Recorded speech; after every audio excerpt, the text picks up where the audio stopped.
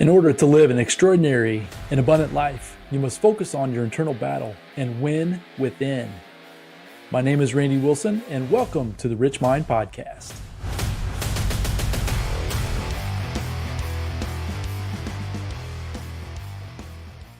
All right, everyone, welcome back to the Rich Mind Podcast.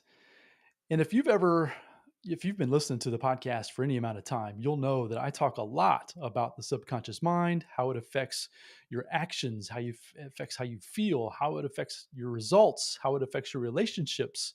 It's one of those things that for me personally, so I'm speaking from personal experience, I can't get enough in terms of trying to learn how my subconscious mind is affecting all areas of my life. The beauty of it is that once you begin to learn, once you allow yourself to kind of go down that rabbit trail of discovering that inner dialogue and how it affects your life, you can really start making drastic changes in a relatively short period of time. That's the beauty. It's a really short period of time, relatively speaking. That's been my experience, and that's what I want for you as well. So today, I've got a fantastic guest that we're going to go deep in the art of learning about your subconscious mind. We're going to go into some of the trainings that he has. But without further ado, let's talk about Joseph Drolshagen. Joseph is a personal and professional development coach. He's the founder of the IFGT Life Coaching, which I know what that stands for, and I hope you'll go into what IFGT stands for. That's super cool. So he's also the creator of the SMT method, which stands for Subconscious Mindset Training. And in that training, he helps you to get more into alignment, manifest your dreams, and transform your life. It's been described as the law of attraction on steroids, which if anybody's ever followed the law of attraction and kind of gone down that rabbit trail, there again, the mindset piece and all that, imagine that on steroids. And that's the type of conversation we're going to have today. Joseph has also been featured in Fox, CBS, and NBC. He's been named one of the top business coaches in America for 2 consecutive years in the New York City Journal and Disruptive Magazine. His mission is to help you become unstoppable. Imagine that. Let's have me stop talking. Joseph, come on the show. Help us, man. Let's figure out some of this subconscious mind stuff. But anyways, welcome to the show, Joseph. Randy. Yeah, welcome to the show, man. It's going to be a lot of fun. Excited to be here. Fantastic. So I went through a lot of the high level bullet points, right?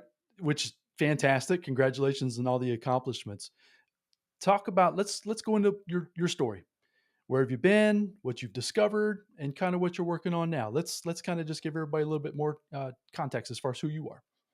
Yep, absolutely. So I grew up in Detroit, Michigan, to a very low income blue collar family. There were 5 of us children, and my mom and dad stayed married till death did them part. And I watched them my entire youth struggle.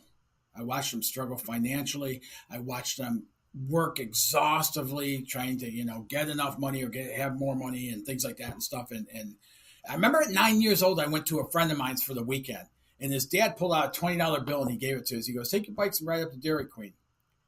In my family, we'd have to save up to do that. So when I got back home, I was like, man, it was really noticeable, the energy difference. And I thought, man, you people aren't living right. And I'm not going to live how you live. And then I went through, my teen years, and I got into adulthood, and I repeated those same behaviors. And I didn't want to. I didn't want to live like that, but I didn't know. And so at 22 years old, I became a student of the works I do today.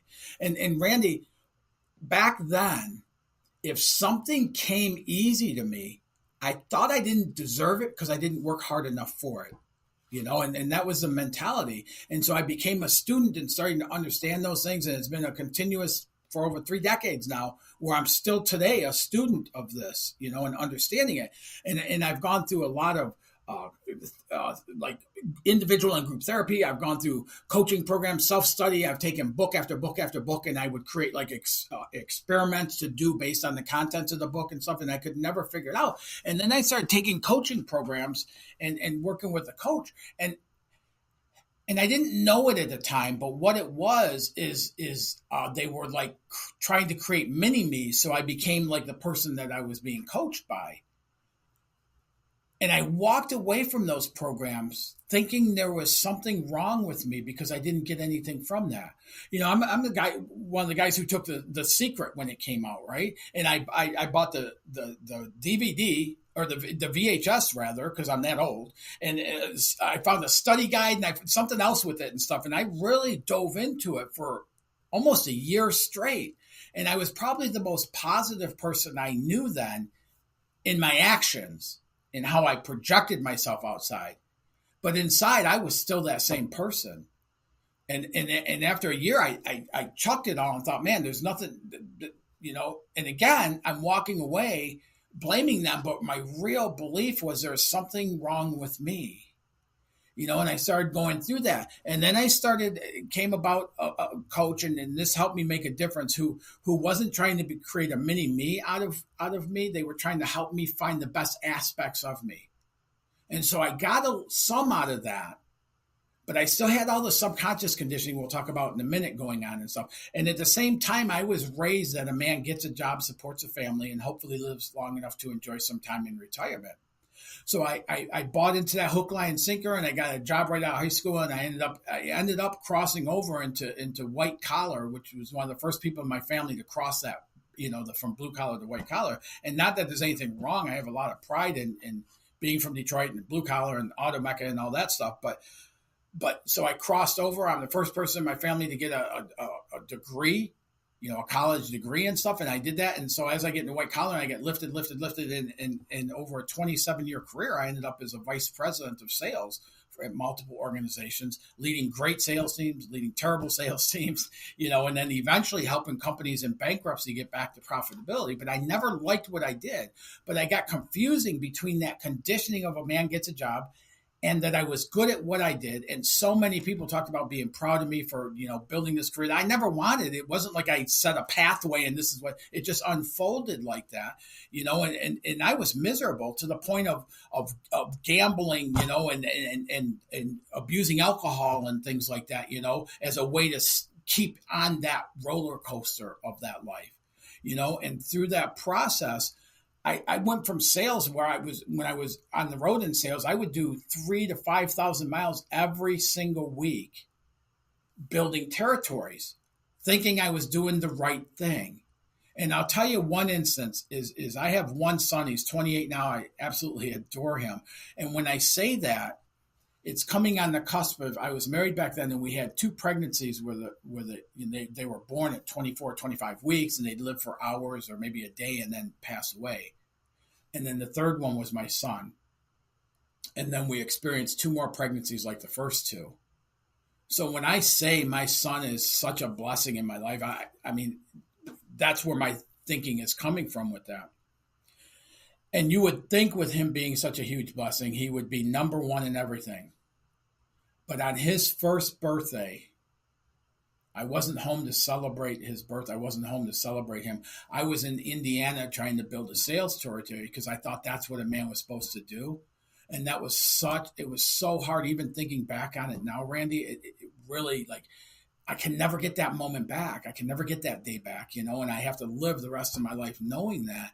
And that's one of the reasons I'm so passionate about what I'm doing to help individuals, organizations to rapidly scale, but do so in a manner to open up free time so nobody else has to miss those precious moments in their life like I did, And so as I started doing this, I at one point came across the total mindset, which is our conscious mind, the knowing side of the thoughts we entertain, the words we use, who we hang out with, what we read, what we watch on TV, all that stuff's in the conscious mind.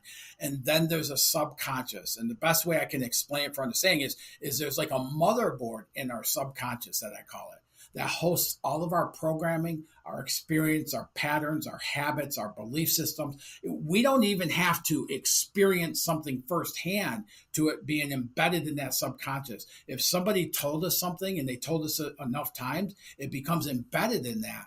And what happens is the knowing part of what we want in life is in the conscious. But the doing part, that subconscious, is what triggers brain waves to the actions we take or don't take. So if there's misalignment between those two, And we keep running up against it. And eventually what people do is they become the victim because they don't understand how they're causing their experiences to be what they are. So they start blaming outside influences, interest rates, the economy, like all kinds of other things, competition, all kinds of other things, when it's really that motherboard. And the reason I know that and the evidence I have for that is we see in a down economy, companies, organizations that rise up quicker than they ever have the whole time they've been in business. And then we see companies and organizations who struggle even in a boom economy. So when you look at that, so as I started understanding that piece of the subconscious, which I really came about it truly from Joseph Murphy's book, the unconscious mind or subconscious mind, that's really what started going, oh. So then I ended up getting another certification. I ended up understanding how that plays a role.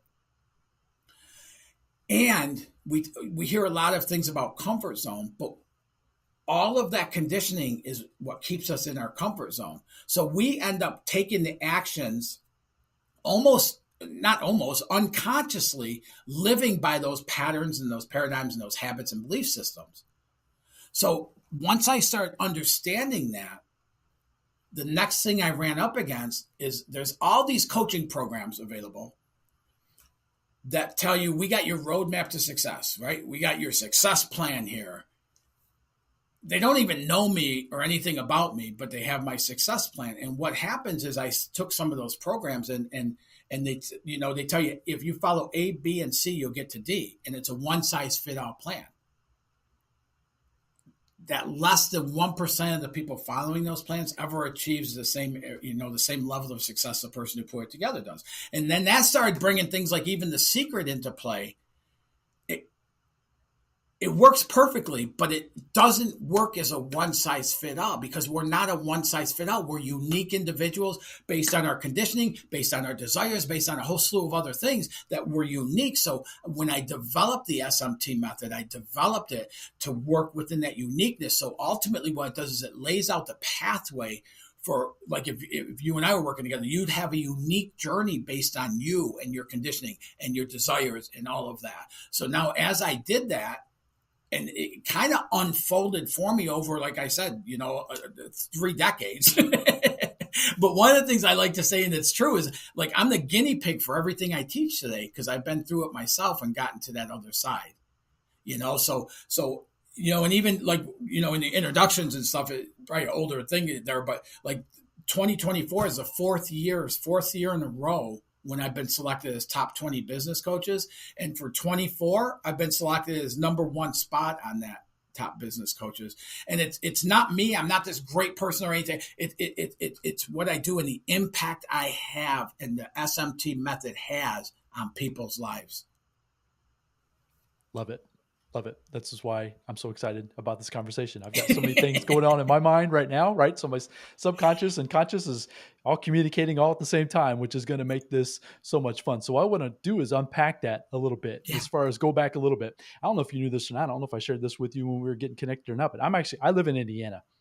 So so the Midwestern blue collar, that, that I totally understand that. That's been a huge challenge for myself. Like you said, it's not good or bad. I don't like using those words. It's just different, meaning the mentality, the philosophies, right? And so then becoming aware that there was a different opportunity, right? Yeah. Different ways of being, different ways of thinking, but understanding or realizing. And that's where I don't want to share what I believe about it. I want you to talk about the motherboard and kind of unpack that a little bit more about the stories, about the non-belief that we have in ourselves to be able to take the actions required to reach the desire that we're actually looking for.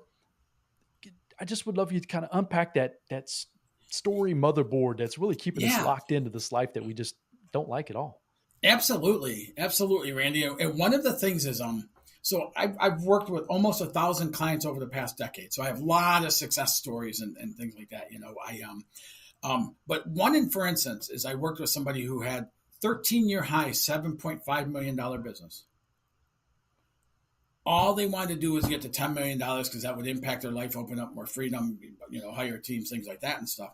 And in the 12 months we worked together, their business went from 7.5 and almost toppled over $23 million in 12 months. Now I have other stories that I've done, as good, better, and things like that. But that's just one that's near and dear to my heart because of the person. When I met them, they were so busy. They said, I don't even know if I'd have time to talk to you every week, and so, and also in that 1 year, it was the only year of their adult life that they took 5 weeks of vacation in that same year that they experienced that growth. And now they've been maintaining that level, trickling upward from there and stuff, but they've been maintaining that level.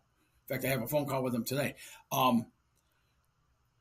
For the past six and a half years or so. So it's not like it went up and then dropped back down, And so with that, now when I tell people that, a lot of people will go, well, that's BS because it's unrealistic. It's not even realistic somebody could grow that much.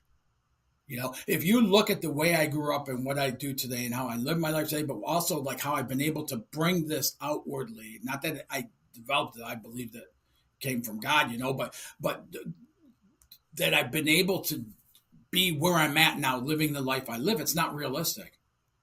When we look at the things we want in our life, they're not realistic based on where we grew up or what money we have, what's in our bank account or things like that and stuff. It's not realistic, but we want those things. And so what happens in that transition between what we want and that conditioning, the conditioning is what determines it's unrealistic based on our patterns, paradigms, belief systems, all of that. So somebody that when I talk to about that and they go, well, that's BS, that's unrealistic. That's not somebody I can help. But if I have somebody that's going, man, here's where I want to be. This is, I know I want this so badly to experience life like this. And they have the knowing of what they want. And they don't know what's stopping them from achieving that. That's somebody I can help.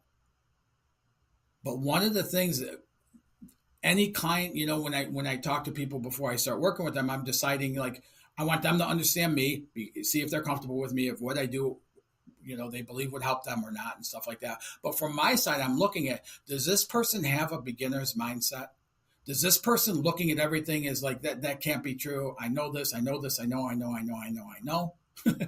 Because that's somebody I can't help. So what I tell people, a beginner mindset isn't automatically switching our belief over and saying, okay, I believe this my whole life. Now I'm just going to believe this because he said it. It's what can I take from this and add to what I already know? That's a beginner mindset.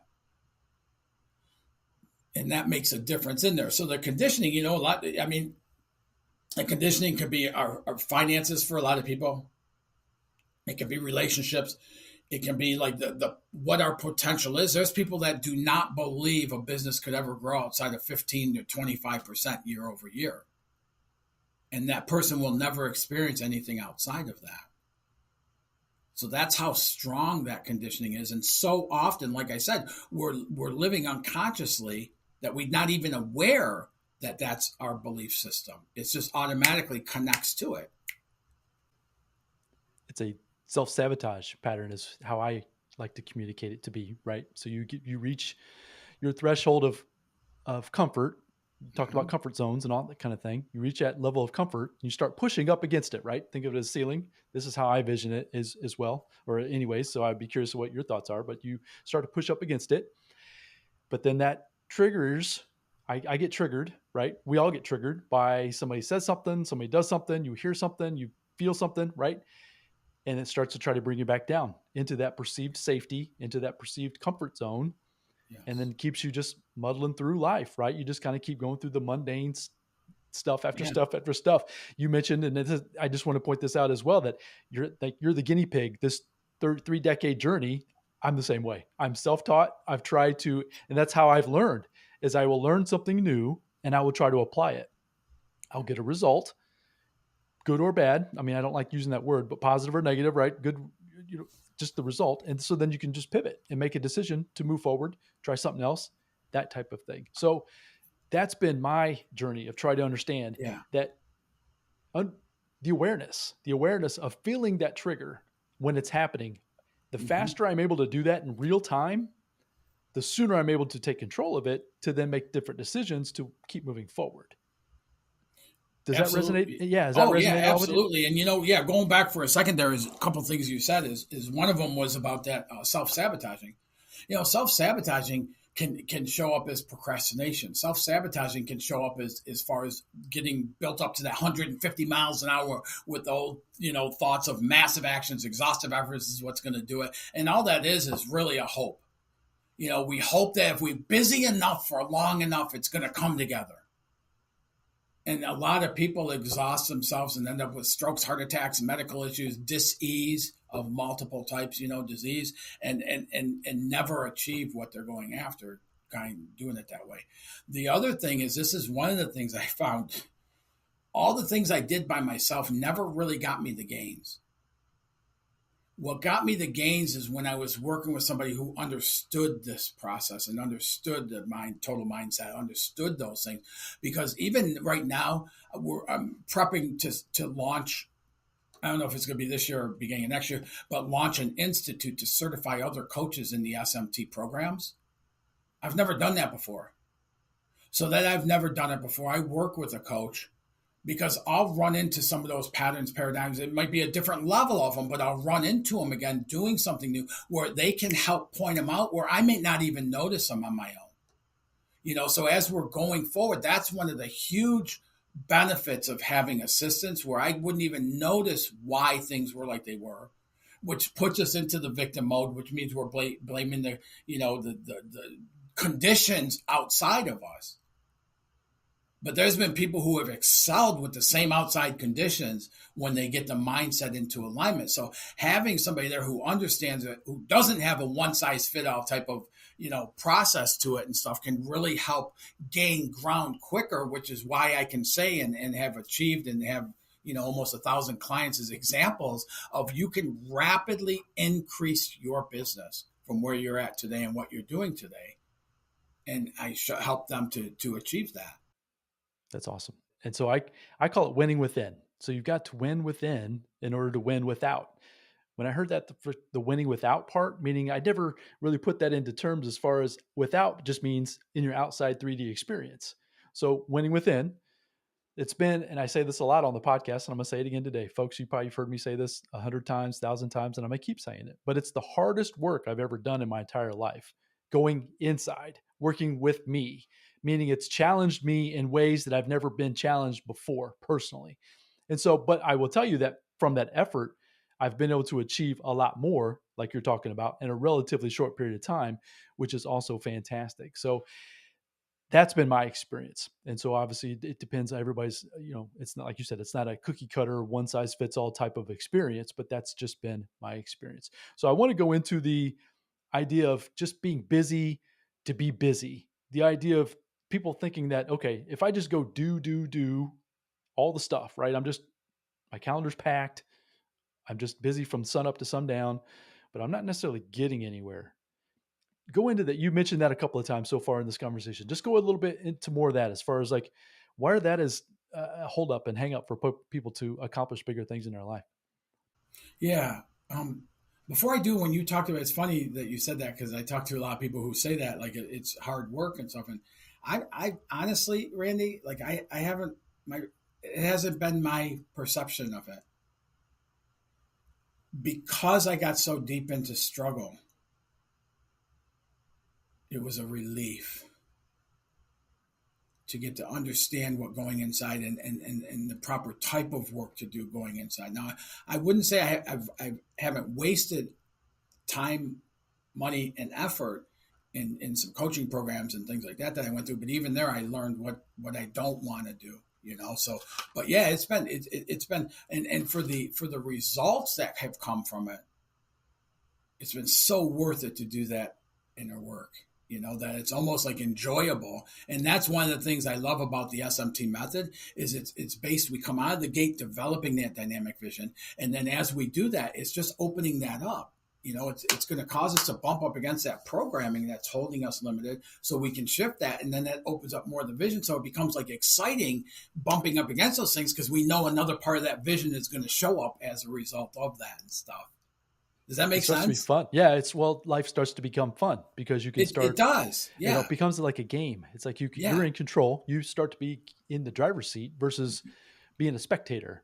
Yes. It's like you're down on the field playing versus just sitting at the tops of the bleachers complaining that why isn't so and so's doing this and doing that. It's a totally Absolutely. different experience of life, which I highly encourage everybody listening today to try it out. And yeah, that's Yeah. where this that's been my, once again, that's been my experience. So yeah, Yeah. curious what your thoughts there.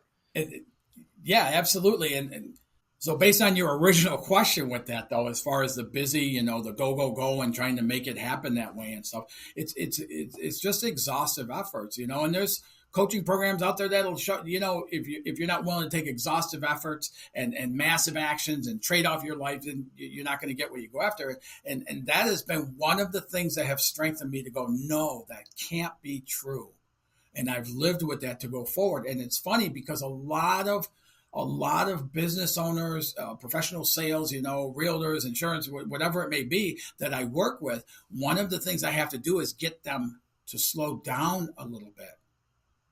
And in developing that vision and putting the energy into the vision, is we have to kind of slow down on that doing 150 miles an hour through life. And the reason it's necessary to do so is when we're doing 150 miles an hour, we're doing all the do-do-dos, a massive, endless, exhaustive to-do lists and things like that and stuff. What we're doing is we're putting blinders on to seeing opportunities and ways of things showing up that could be easy, that could be in flow. And we've all experienced those things we call coincidences, right? Where something we happen to overhear something and it answers something, or it gives us direction into what we're trying to do that makes it easy. We can't plan for those things, but we can get into alignment to more regularly repeat those coincidences and have things showing up that way. But we cannot do that when we're doing 150 miles an hour. Agreed. Love that as well. So that's where I want to dive a little deeper into the SMT method. So you keep talking about the vision, right? The planning of that's the beginning process. And without that, you almost become, so it's the old saying, as far as like, if they tell you to go look for a red car, you're going to see them everywhere, versus when if you're just going to go out in autopilot driving around, you're not going to notice those things. So opportunities, my argument, are everywhere to improve yourself, to improve your business, to improve your relationships, to have great conversations like this today on this podcast. Like, there's opportunities everywhere, but if you're not aware of them, so getting crystal clear on that vision, it sounds like, is the first key that you talk about within the SMT method. And so I would love for you to take a few minutes, take us through as much as you possibly can about the vision. And so if somebody is out there listening right now going, yeah, you're right, he's full of crap. He doesn't, I mean, there's no way. How can you get more and do less? That 100% goes against everything I've ever been told, taught, believe. But they're curious. They're like, okay, but tell me more. That's the person I would love for you to kind of address today, kind of with that thought Absolutely. of the vision with the SMT. And one of my all-time favorite quotes is by Wallace Wattles. And he says, if you are not consciously choosing to be rich, excellent, and healthy, then you're unconsciously choosing to be poor, mediocre, and unhealthy. And when we're living in the comfort zone, when we're living by that programming of that motherboard in our subconscious, and that's calling the shots to the brainwaves, and we're just going about it over and over and over, day after day after day, and doing it when we're in that mode of, okay, if something isn't working, work harder at it. When we're following that kind of, we're living unconsciously. So the vision is what brings our desires into full conscious view. And when I develop a dynamic vision with a business owner, we look at their business and what they want their business to look like, what size they want to grow that business, but also what impact are we having from having the company at that, the organization at that size. How does that impact our relationships? How does it impact our freedom of life? How does it impact our health and our well-being? Because they have a $1 trillion business and you're on equipment for your health to breathe you and stuff like that, or you don't have relationships with people to enjoy that with, or you don't have any free time because you're working endlessly in building it. What joy is there to that? Why would anybody want to have a business that way? If we're doing that unconscious thing, we'll live like that without even realizing we're doing it. But at some point, that realization is going to hit us, and it may be too late at that point. So when I look, the dynamic vision covers all of these things, and it's based on science in that once in developing that vision, we can't then go out and find that vision someplace. We have to come from that person in that business. So we get the vision. It's very clearly defined into all the areas, even in like business owners, what does the ideal client look like?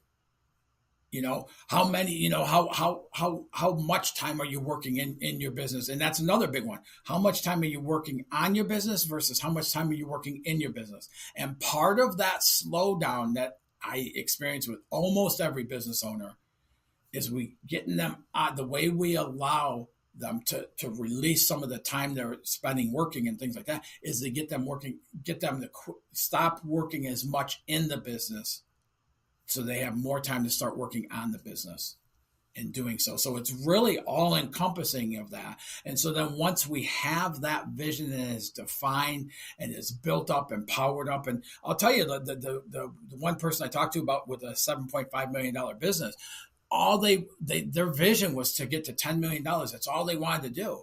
I worked with another person who had a $300,000 wholesale company, and they were relying on the line of credit to cover their costs versus the revenue they were bringing in.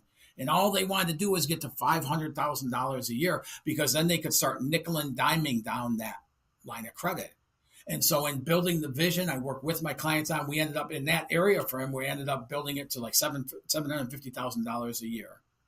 And it lit him up. He got excited about it and everything else. And in the second quarter, when he almost hit that number, now that became his motivator to build that vision. And he went over $1 million. And in that 1 year, he ended up going from $300,000 to $3 million in his business. And so that vision, ultimately, we can be pushed by our pain, the misery of how we're living and the things we're doing and everything. That can be a huge driver, and it is a huge driver for us.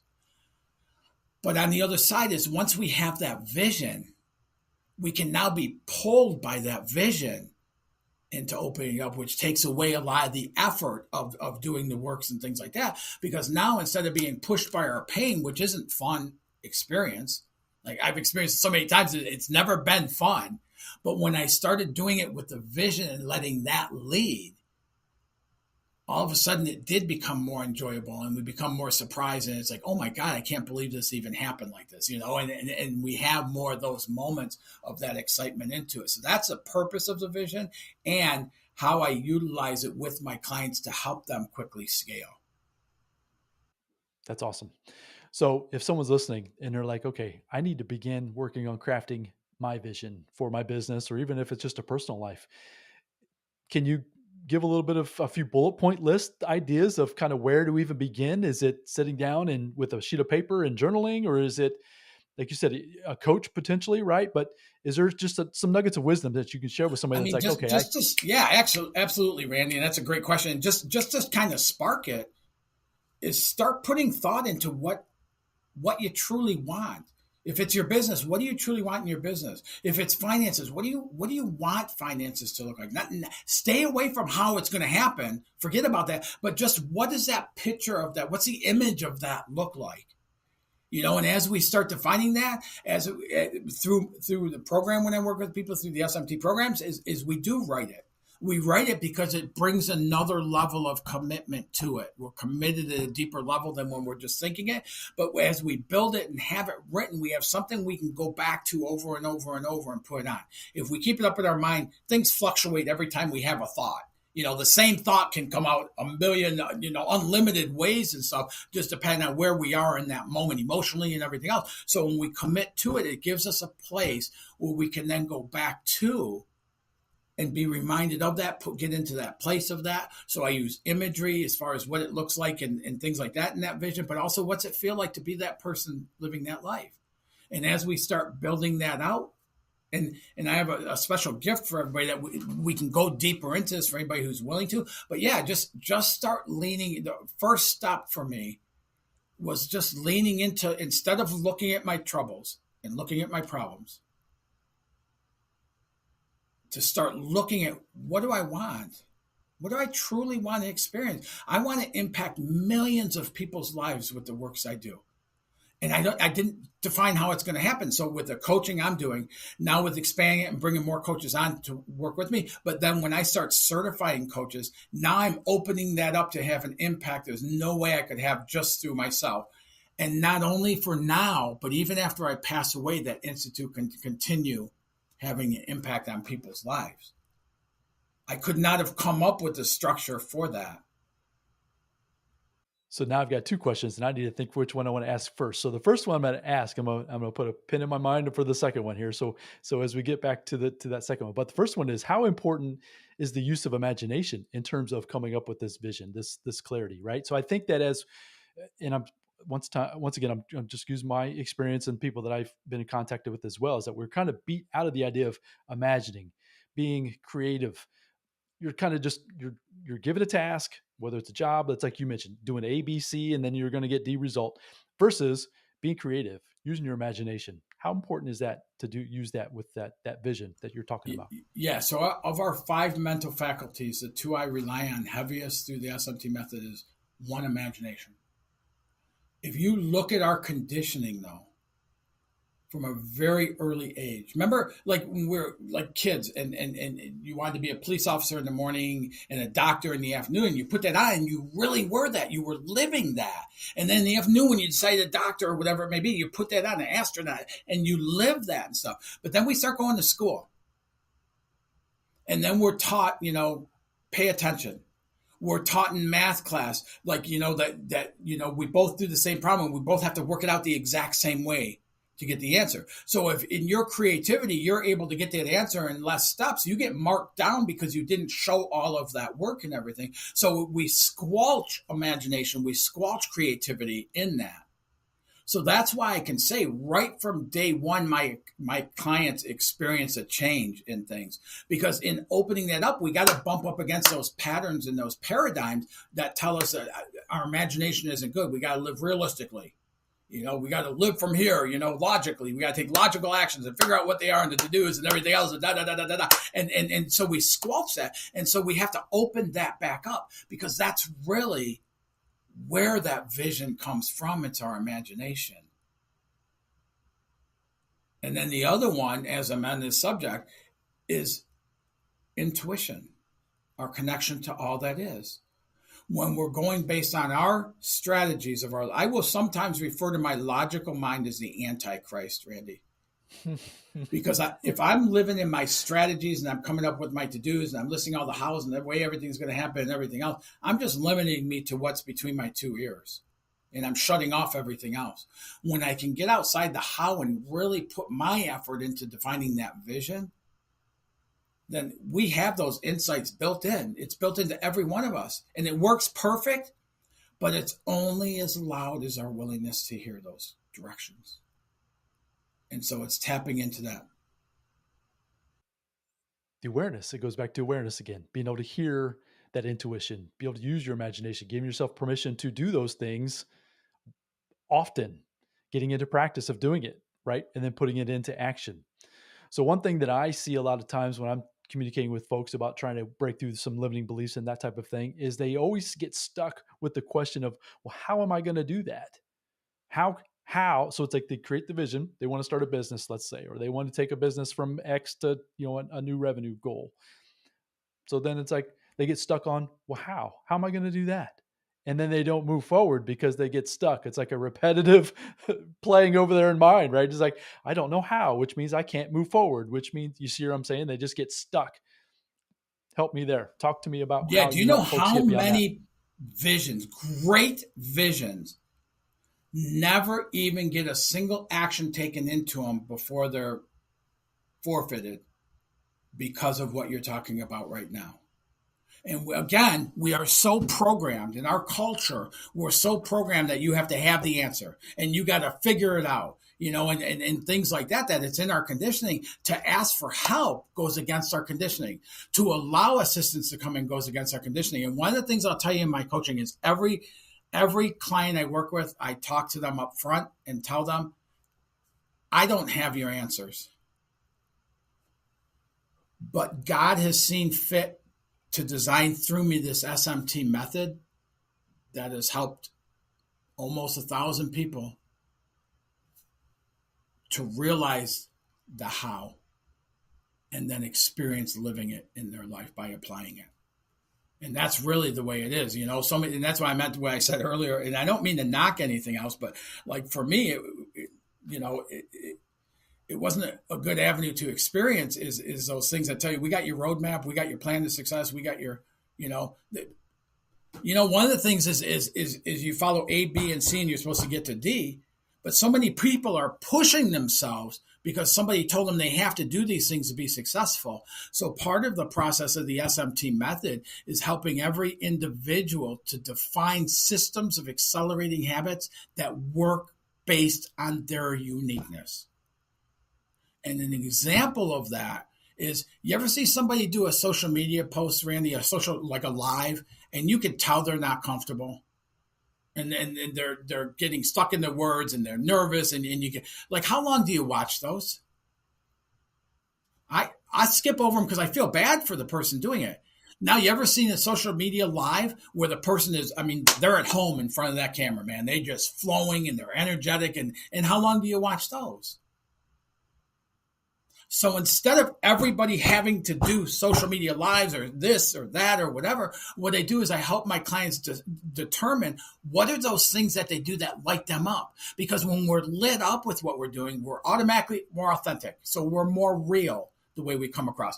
We're automatically more energized where we do works and stuff like that. When we're following the ABC, we're doing exhaustive work that tire us out and beat us up and everything else. But when we flip that and we find what those habits are that fit us, then as we're doing those things, we're actually energized. And I'll give you an example in my own life. When I was in corporate America, if I had to be in the office 2 days after 5 o'clock, I was beat up. I was ticked off. I felt unfair. I felt like, these guys owe me something, and I just couldn't stand it. There's times I'll do my work here in my office all day, and then right next door to me, I have a studio, and I'll go out there at like 8, 9 o'clock at night. I'll come back to the office and I'll start doing videos, and I'll do it till 2, 2:30, 3 o'clock in the morning sometimes. And I get done. I'm so energized, I can't sleep. In that place, being in that alignment with that vision and being in that place and flowing like that, we cannot help but to experience tremendous success in the results that we experience. Staying in and being involved, or allowing yourself to have permission to stay in your zone of genius and discovering what that is through the process, right?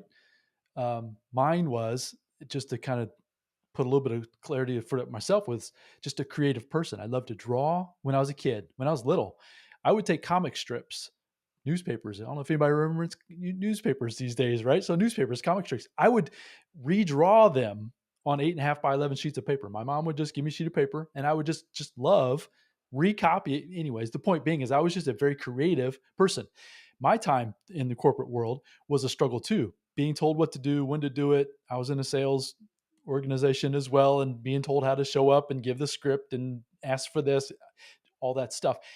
That went totally against who I am, to the point where I've discovered this podcasting place.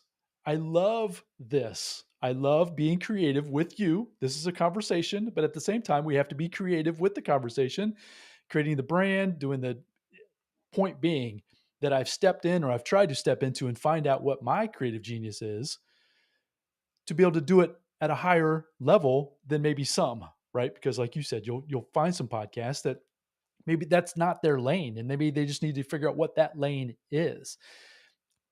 With that said, do you have any advice to help folks trying to figure out, how do you tap into that zone of genius? I do. Yeah. How do you discover what it is? Before I go, I have to say that you are at home. This is your wheelhouse.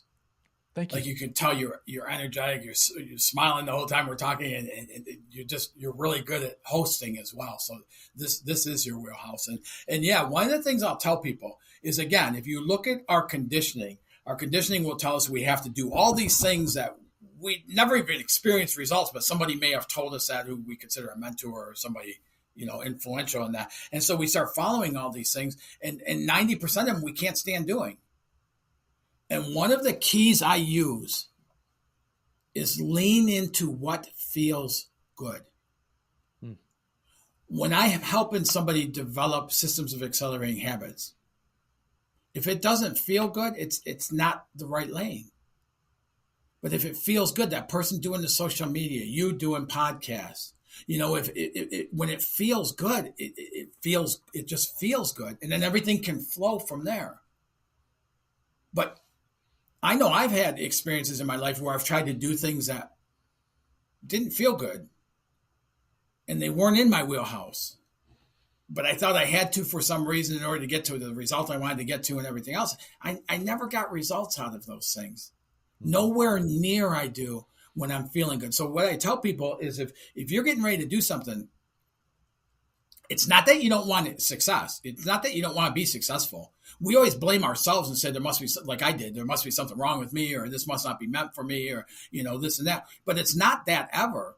It's not in what we want to achieve and the deserving and all that stuff. It's the manner we're going about doing it. We're trying to, if we follow, there's that old analogy that we're conditioned that if you want something, find someone who has it and do what they did. You'll never get the same thing they have doing what they did because that works for them. So if you want that, allow yourself to find your own pathway. And the way I do that, the easiest way I do that is leaning into what feels good. There's sometimes when I'm here at the office and I'll start getting in my head and stuff like that, and I'll leave here and I'll go out and play pickleball for 2 or 3 hours. Or I'll go out to Chattanooga and hang glide and jump off a 2,000-foot mountaintop with a hang glider, or a motorcycle. And there's times getting out of here is the most productive thing I can do, rather than feeding into it more and picking it up more. But what we do is we are conditioned again. Everything goes conditioned, but we're conditioned again to put up with the pain that it is right now to get the reward on the end. But so few people ever achieve that reward going through it like that. And if you really think about it, why would we want to build a business and make it exhaustive efforts, massive actions, high pressure, everything else to it, if we could do it easily and enjoy it, enjoy the unfolding of it? Because once we get, I've experienced this over and over and over in my own life, but others. Once we get to that peak of where we want to get to, it doesn't take long to get boring, and we find another peak. The gentleman that went from 300,000 could only think 500,000 and hit $3 million a year. He came back to me last October and he said, "Man, I'm really frustrated." And I go, "Why?" He said, I'm trying to get to $5 million and I just can't do it. Something's blocking me. And I couldn't help but start laughing, not at him, but start laughing. And I brought him in with me on the laughter. As I said, it's funny. 2 years ago from then, 2.5 years ago, whatever, you were frustrated because you were only doing $300,000 a year and not able to pay your line of credit and relying on it. Now, in a short period of time, you're at $3 million a year and you're frustrated about getting to 5. And he started laughing. He goes, "Oh yeah, but that's exactly what happens. Once, the human condition, once we achieve something, we want to do something else. We want to do, I have a lot of business owners I work with who start a business, they build it up, whether they keep it and hire people to operate it and stuff like that, or they sell it, and then they have something else they want to do, and it's that human condition that we have to create, to strive, to succeed, to experience that, the enjoyment really is in the growing of. Once we get there, we always look at our life, and when I was in corporate, I kept looking at, man, one day I'll get to retire and I'll get to really enjoy life. And we spend all that time in that misery. And how many people that we hear of pass away within the first 6 months of retiring from a place? The joy is in the journey. And that's one of the things that the SMT is stapled to is experience that process in joy, not just that end. Fantastic. This has been a fun conversation. I knew it would be. It's been educational for myself. Hopefully for you, the listeners, it's been that way as well. But you've shared a ton of wisdom, ton of gold nuggets but I'm going to try to prod you for one more. Can you think of anything else within the SMT or anything else that you're experiencing with a particular coaching client or anything like that? Just some wisdom to share with the listener out there, just words of inspiration to help them maybe start crafting that vision, right? Digging into their creativity and their imagination. I'm going to leave it up to you to what that could be. But at the same time, just leave everybody with a little bit of inspiration, and then definitely give them a place where they can learn more about you. Uh, yeah, please share all that with us. That'd be fantastic. Absolutely. And being such a great host, man, we got to cover a lot of different areas and stuff. But the one thing I'll say is we have this perplexity to judge ourselves harshly for our past. And that can really tie us up deeper into the conditioning and stop us from really letting go, from really soaring in our life. And a healthy way to deal with that is understand everything that happened in my past had to happen in order to grow me to the person I am today. Without those things, I wouldn't be here with you right now. I talk to you, like, it's unrealistic. A kid coming from where I came from would be having this conversation with you, would have made it in corporate the way where I would be an ordained minister and get to deliver Sunday services to some awesome facilities and things like it's unrealistic that would happen. But for a long time, I would look at my past and I would use that as judgment that as far as I can go because of what happened and what the outcome was. And I've worked with a lot of business owners who have a great business idea, but they're stuck in a job because they don't, because of what happened there. One gentleman opened a car wash and he checked it out to the best he knew how to then and stuff like that. And then he opened it and everything and found out that he's not on any business traffic routes for people to come by. So not that many people. So he ended up closing that within like 7 or 8 months. And now I meet him years later and he's got this great business idea, but he's had it for 5 years and never taken an action into it because of that car wash. So when we walked through that, and I was able to help him see that car wash, his lesson in that was to do his due diligence before he stepped into it, to check everything out. And now he knows that. Now he's running a multi-million-dollar business based on doing this, just based on that perception shift. So if we look at our past, instead of using it to hold ourselves down and away from what we desire, just use it as a lesson, understand what it taught you, and then go forward based on that lesson that you got there. And if our failures or potential failures from in the past can become stepping stones into launching our greatness. Fantastic. Joseph, where can people learn more about you and the services that you provide? We talked about your coaching and training and all that kind of stuff. I just know that people are going to be like, okay, I need to get a hold of Joseph. Where? Tell me where, please hurry. Yeah, and I have a special gift. Is anybody that Please. wants to have a conversation? I don't do a sales role. I work this whole business. I don't do ads and things like that. It's based on attraction rather than promotion. So I don't promote this stuff, but I know the right people are attracted and continue and referrals and things like that. So anybody can go to coachwithjoey.com and schedule a 15-minute call. And we covered so much in this hour. I mean, it seems like it's been 10 minutes, Randy, but anything you got questions on, anything that you feel a little stumped on, if I could help you at all, if I can help you identify what the conditioning is that's coming and give you some things to help you with that, I'll do so. And then during that call, if you remind me, I'll give you a force package set of I call them meditations, but you don't have to sit quiet in the room. I mean, you can, but you can listen to them while you're driving. You can listen to them at the gym. You can listen to them while you're doing other things and really start sparking these things towards the vision and things like that. And I'll give it to you on the call that we have and stuff. And again, it's coachwithjoey.com. So folks, first off, Joseph, thank you for showing up and so much value to the listeners, to me, to everyone out there. This has been so much fun. I knew that the conversation going into the subconscious mind, trying to figure out what's the triggers, right? I use that word triggers, and imagination, just all the things that we covered today. This is going to be one that I think that folks, you're going to want to replay often and kind of take it in different chunks, different pieces, because each kind of little segment there with the different questions, I think could be an own episode of its by itself, right? We could go so much deeper into those areas. So if you are experiencing some pushback, meaning your subconscious mind might be triggering you at this point, saying, okay, is this really true? Is this real? But at the same time, you're having those thoughts, but then you're questioning. It's like, okay, well, maybe that is. That's if you are having that thought, that is where you're at the position where you can take some of this information that we're sharing with you today and begin implementing some of the ideas that we're sharing with you today and start beginning crafting that life that you may not even realize is even possible. I'm living proof.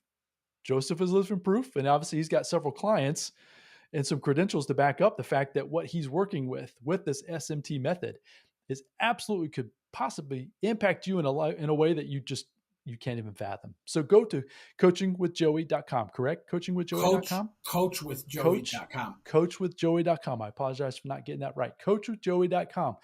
Go there, get signed up, jump on a call with Joseph, and have fun discovering who you truly are, what you're truly meant to be. And when you step into that flow and that experience, I'm telling you, life starts to get to be fun.